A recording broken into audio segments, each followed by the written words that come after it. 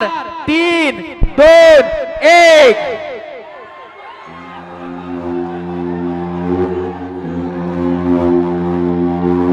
यंदा या गणेश गल्ली मैदानात अवतरणार आहे 12 ज्योतिर्लिंगांपैकी तिसरं अतिशय खास शिप्रा नदीच्या काठी असलेलं स्वयंभू ज्योतिर्लिंग म्हणजे उज्जैन महाकाल।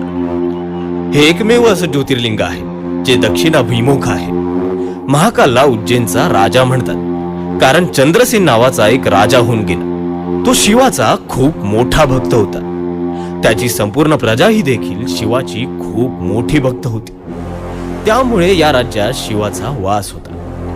एकदा चंद्रसेन राजाच्या राज्याशेजारी असलेल्या रिपुदन नावाच्या राजाने चंद्रसेनच्या राज्यावर आक्रमण केले। याच दरम्यान दुष्ण नावाच्या राजाने देखील या राज्यात धुमाकूळ घालायला सुरुवात केली।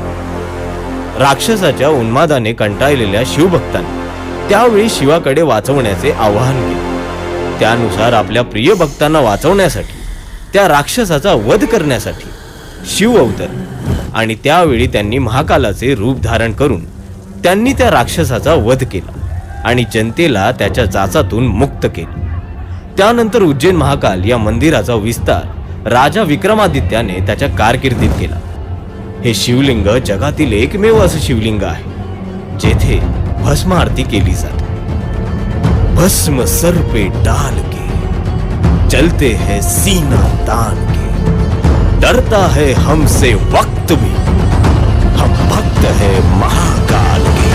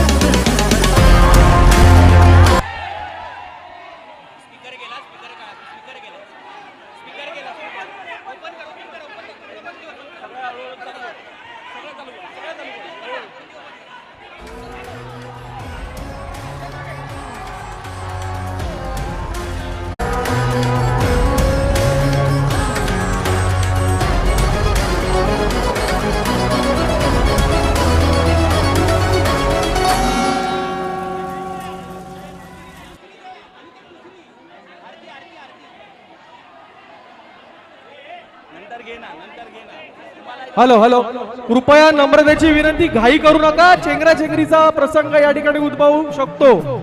कृपया जे पाठीमागे आहेत त्यांना विनंती, सगळ्यांना फोटो काढायला वेळ मिळेल, थांबा जरा। सगळ्यांना फोटो काढायला वेळ मिळेल, 5 मिनिटाचा अवधी द्या, फक्त 5 मिनिटं। धक्काबुक्की करू नका, कृपया सहकार्य करा। रॅम्पच्या पाठीमागे जे भाविक उभे आहेत त्या सगळ्यांना फोटो काढायला मिळेल, कृपया धक्काबुक्की करू नका।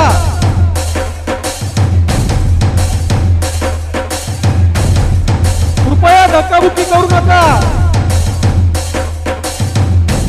स्पीकर पडेल, कृपया धक्काबुक्की करू नका।